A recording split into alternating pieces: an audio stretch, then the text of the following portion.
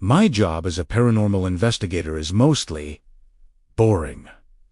Hours of setting up equipment, sifting through static, and explaining away every creak and groan as old pipes or settling foundations. I started my YouTube channel to document the journey, the real, unglamorous side of ghost hunting. Most nights, the scariest thing I encounter is a spider. But last Tuesday, that all changed. I was investigating the old Blackwood Manor, a place with a notoriously dark history. The story goes that the original owner, a reclusive man named Silas Blackwood, went mad and sealed himself in the master bedroom, never to be seen again. People claim his spirit still guards the room, resentful of any intrusion. Of course, I'd heard stories like that 1,000 times. I set up my usual gear, a couple of static night vision cameras, an EMF meter, a spirit box, and my trusty handheld camcorder.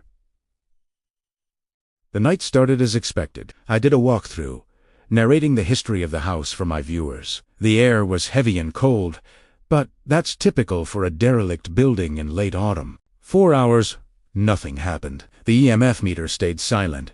The spirit box just hissed white noise. I was getting ready to pack it in.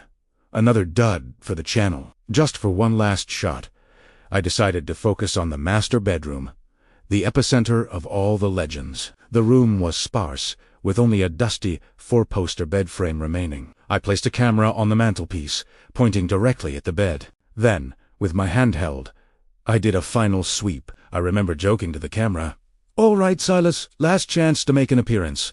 Don't be shy." As I was talking, I knelt down to get a dramatic shot under the bed.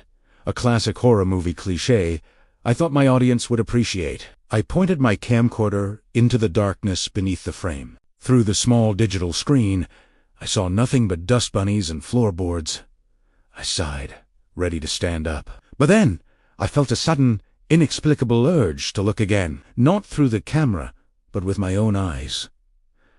I don't know why I did it. Every instinct screamed at me not to, but I lowered my head, my cheek almost touching the dusty floor, and peered into the oppressive darkness under the bed. And that's when I saw it. It wasn't a ghost, not in the way you'd think. It was a face, pale, gaunt, with eyes that were just voids.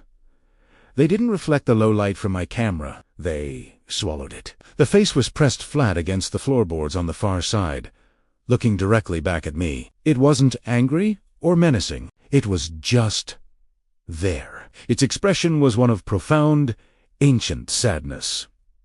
And the most terrifying part, it was perfectly still, as if it had been waiting there for 100 years, just for someone to look. I didn't scream. I couldn't. The air was gone from my lungs. I scrambled backward so fast I knocked over my tripod. I didn't even grab my gear.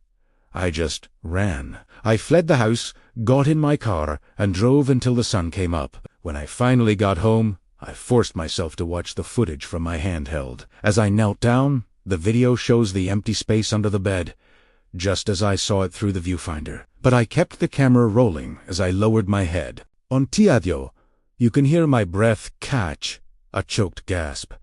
You can hear me scrambling away, but when I looked under the bed with my own eyes, the camera was still pointed at the same empty space. It wasn't on the camera. The face, it was only there for me.